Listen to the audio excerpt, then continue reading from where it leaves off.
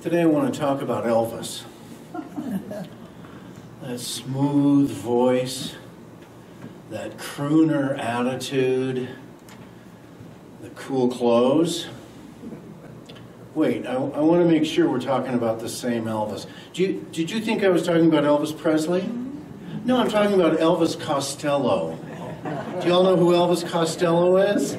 He was the rocker in the 80s, and then he kind of did turn into a crooner. He married Diane Krall, the jazz musician, and they have a couple kids now up in Vancouver. And he wrote a wonderful song.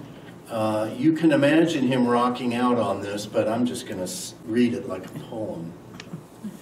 As I walk through this wicked world, searching for light in the darkness of insanity, I ask myself, is all hope lost? Is there only pain and hatred and misery? And each time I feel like this inside, there's one thing I want to know. What's so funny about peace, love, and understanding? What's so funny about peace, love, and understanding? As I walked on through troubled times, my spirit gets so downhearted sometimes. Where are the strong, and who are the trusted? And where is the harmony? Sweet harmony. Because each time I feel it slipping away, it just makes me want to cry. What's so funny about peace, love, and understanding? What's so funny about peace, love, and understanding? So where are the strong, and who are the trusted? And where is the harmony? Sweet harmony. Because each time I feel it slipping away, it just makes me want to cry. So what's so funny about peace, love, and understanding? What's so funny about peace, love, and understanding? We need them in our lives. That they may not be funny at all, but the world would be a better place if we were expressing them. If we knew ways to be in peace, love, and understanding. We're not going to solve the world's problems today, but we might look at these three things, and I have some thoughts on each of them, where we can bring ourselves closer in alignment with peace, love, and understanding. When I feel bombarded with anger, how do I find peace? Well, what does peace even mean? I want to get a little new, fresh perspective. Right now, the world feels like it is spinning out of control. Maybe I'm the only one. But it feels like we're walking out on thin ice of a big lake, and we don't know how deep the lake is. We don't know how wide the lake is. And we're not sure the Coast Guard is listening. But I want to kind of take a shift of things and just look at some statistics that I put together. In truth, the number of nations at war is lower than ever right now, than it has been in a long, long time. While the Ukraine invasion has produced 6 million refugees, and the Israeli crisis has produced about another 6 million, that pales in comparison to 65 million refugees, unhoused and homeless and unemployed at the end of World War II. A mere 10% of what is in our memory. In World War II, over 60 million people were killed. It's about 3% of the population. And we hear a lot about Hitler killing 8 million Jews, but Stalin took 20 million lives on top of the 20 million who died in World War II. In Mao's Great Leap Forward in the early 60s, 45 million people were killed. In all the wars of the 20th century, about 160 million died in total. So if we look at this century, we're not near 160 million, though we might be at 10 million. It's still horrible, isn't it? And I wish I could give an upbeat sermon on these facts, but the fact that there are still 10 million died and so many refugees just doesn't make for rah-rah service to let us go home on Sunday. So let's look at some other numbers. In 1990, the teen pregnancy rate was 96 per thousand. In 2022, it's only 30 teen pregnancies per thousand. That's 60% less. What about AIDS? The number of new HIV diagnoses fell 19% from 2005 to 2014. And from 2010 to 2022, global HIV infections were down 38%. I'm going to take a moment and recognize it's not good, but we're out of the crisis mode. We're out of the panic mode. Abortions in 1980 were 29 per thousand. In 2014, they were 12 per thousand. The cancer death rate for men and women combined fell 23% from 1991 to 2022. In 2015, 91% of the world's population had access to clean drinking water, compared with only 76% in 1990. Gosh, it's nice to hear percentages, but what's the number? That's 2.5 billion people with better water. So if things are so much better, why do they still feel so chaotic? It doesn't feel like any of these things are better now. We get them in our head, but our heart just doesn't land on them as ways of feeling comfortable in the chaotic world that we live in. Great swaths of the world are in better shape than they were, but we're still kind of spinning out, and that makes me wonder, maybe peace doesn't come outside from statistics. Maybe it comes from the inside, from a decision I make to be at peace. I just have a question. Have you ever gotten on Facebook and scrolled for a little bit and then felt better when you got off? No. There's a reason they call it doom scrolling. Because we get in and we see lighthearted memes and jokesters, and we may be a jokester ourselves now and again. But inevitably, we let it go on too long, and then we're not feeling that good about ourselves.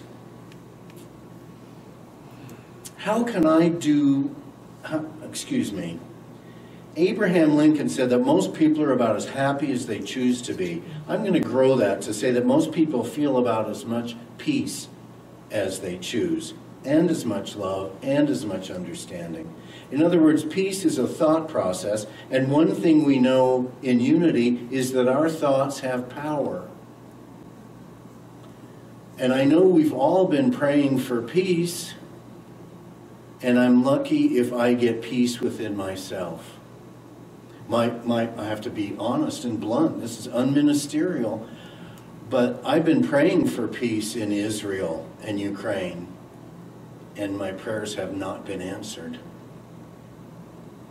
So what am I going to do? I know what I'll do, because we teach that it all comes from within. So I'll find a way to find peace myself.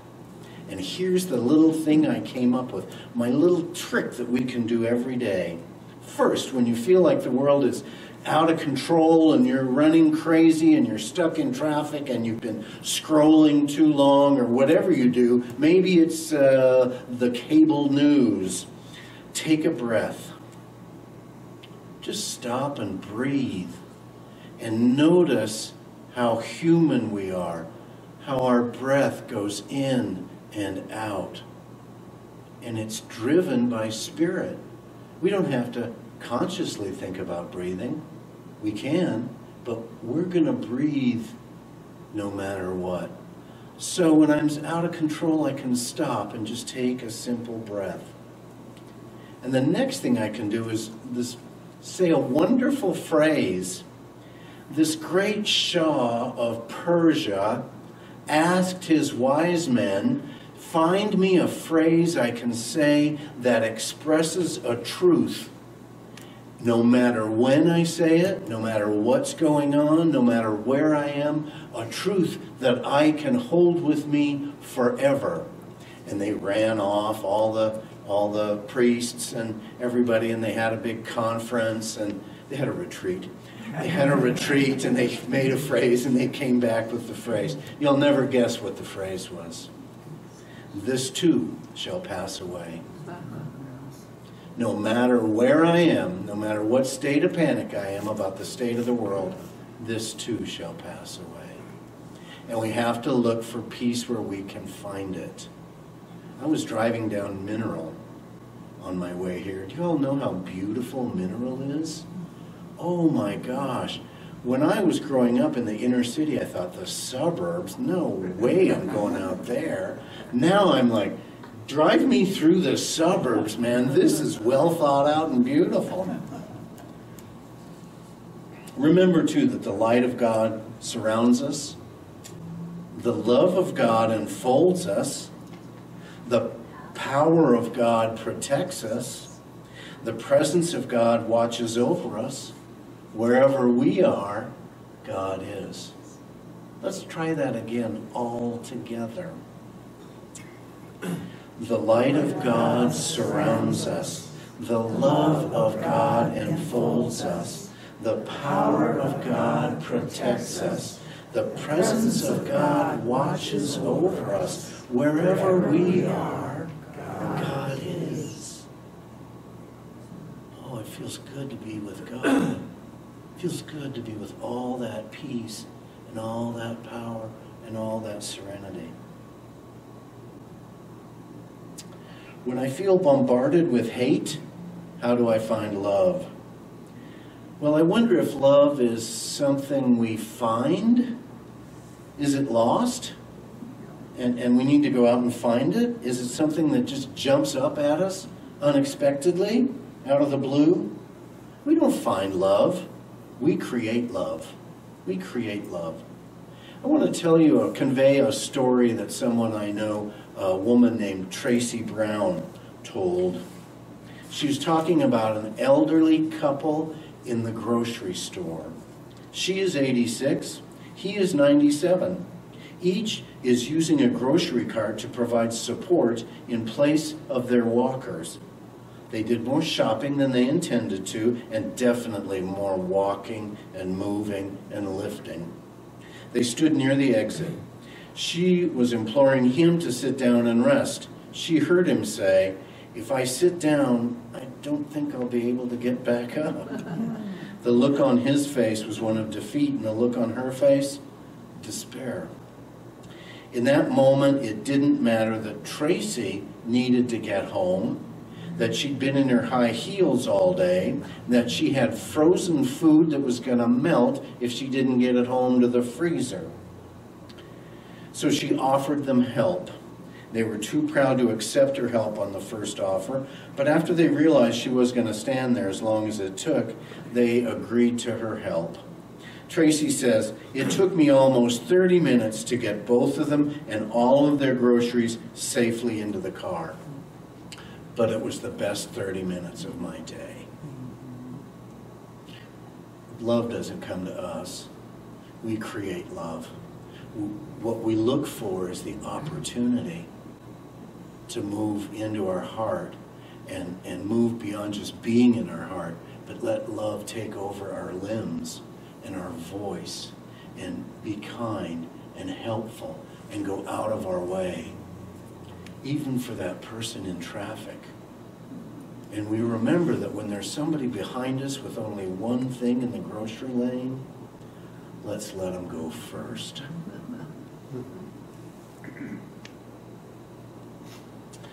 Show me how I may be of service today. What is mine to do today? Charles Fillmore says, action, being spiritual, is always perfect. When I feel bombarded with confusion, how do I find understanding? First, I understand there's only one thing, and that thing is God. And I just continue my exploration into what God is and how it's showing up in my life today. I want to tell you about my mother. My mother was a Depression baby. She was born in 1926, raised in the Depression and in the war, and she got married, and she had 4 kids, and she went to work, and it was a difficult life for her. She was meant to go to parties and wear pretty dresses, not to have an alcoholic and gambling husband who didn't show up months in a row with the paycheck. And as time went on, things got more and more difficult for her. And finally, she reached a point where she decided that she kind of had to come into her own. She kind of had to learn to be her own person. Now for her, being her own person didn't mean getting a new job, getting a new set of clothes, getting a new hairdo. No. You know what it meant? I'm almost embarrassed to tell you. It meant that she mostly ate breakfast cereal for dinner. We've all done it, but she did it almost every day, and it made her feel comfortable. When we moved her out of her home, she was in a wheelchair, and we pushed her down the little hallway past the bathroom. She pointed in there and she said, "I've been here 10 years and I've never cleaned that bathroom." I know, right? I'm like, oh my gosh. What? How can it be? And my little brother was raised on fried bologna. That's what she would cook for him, or he would cook for himself. And I have to tell you, I spent many years of my life hating that about her. I was mad at her.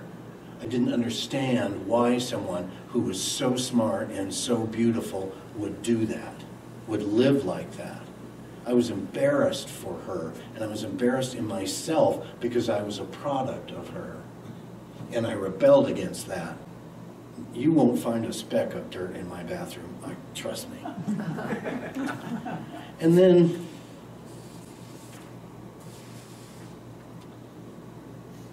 one of the ways that I came to change my thinking about her was an understanding that I could step back and take a different look at her life.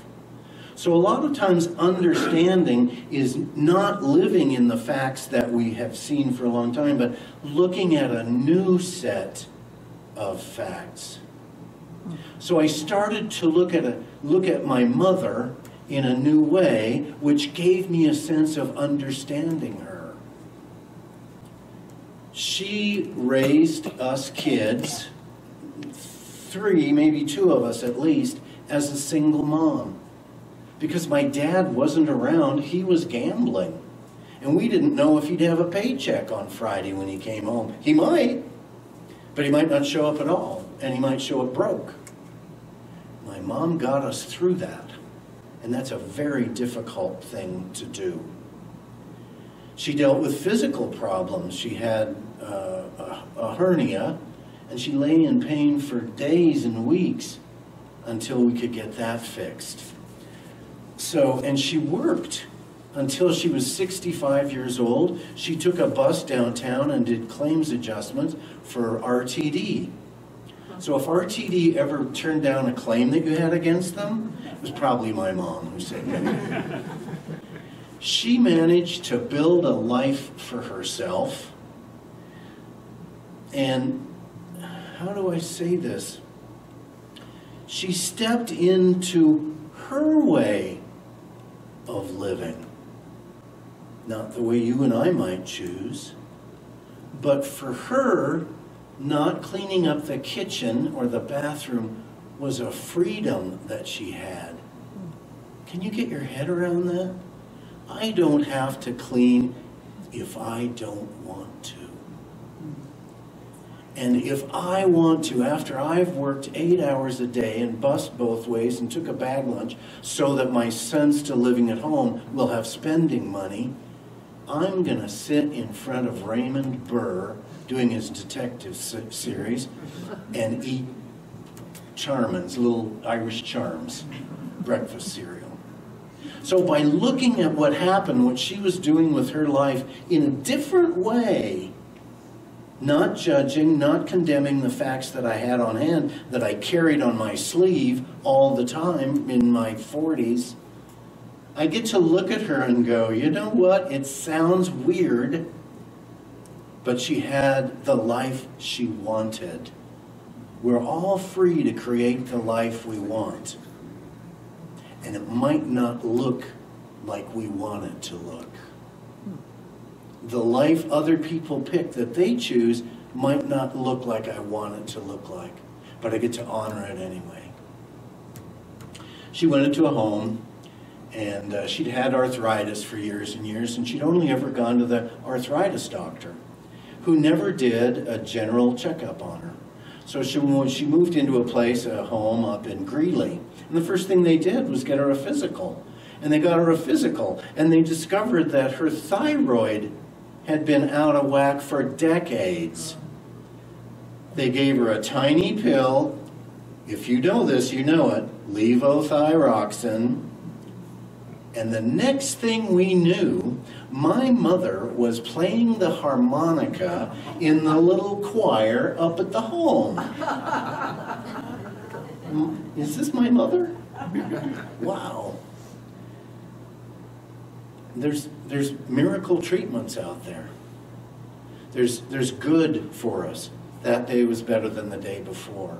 But I honor every day. I honor every dirty dish. So my lesson to you today in understanding, go home and honor your dirty bathroom. Don't be ashamed about it. Whatever we're doing, because we all have things in our shadow, in our difficult self, that we don't want to let go of, that we're keeping secret, that we know society would judge us for. But what if we didn't judge ourselves? What if we honestly said, it's okay, it's a choice I've made, I get to make that choice? Understanding. Linda Martella Whitsett, the author of Divine Audacity, says, understanding ultimately goes beyond fleeting facts to settle on changeless truths. Our lives are truths, and we're living them. How do I find peace? I pray. How do I find love? I step into loving action. How do I find understanding? I endeavor to understand others. Thank you.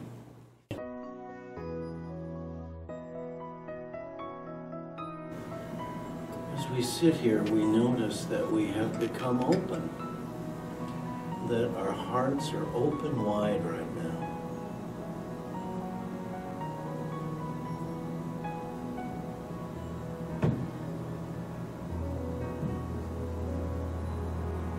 And it feels good. It feels good to be aware, to be in a position of love and connectedness. And we just enjoy that feeling of being open to the world.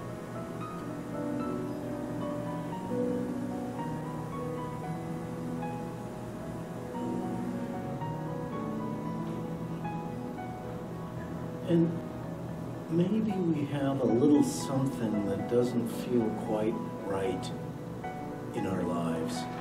Something that we might say we're struggling with. Something that we are frustrated by.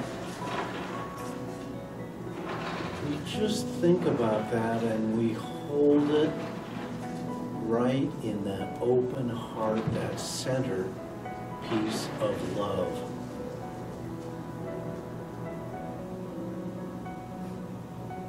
We take that little struggle and ask ourselves, is there a different way to look at this?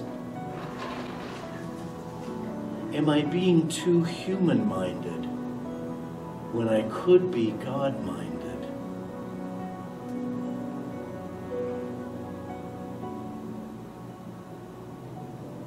We just take this little struggle and we hold it in our hands right next to our heart. just love on it.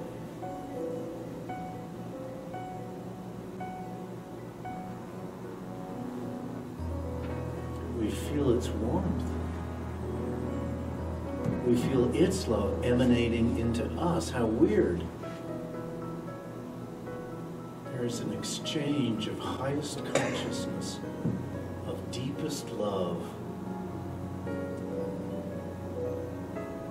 There is a sense of something new around this old struggle.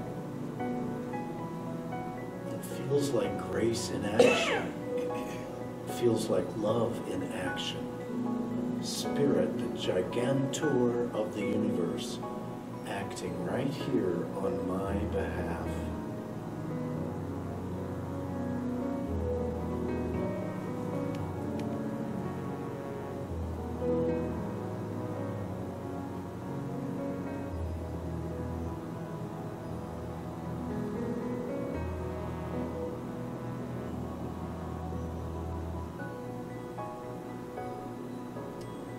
Thank you for this wonderful time, Spirit, this time of connection, of peace.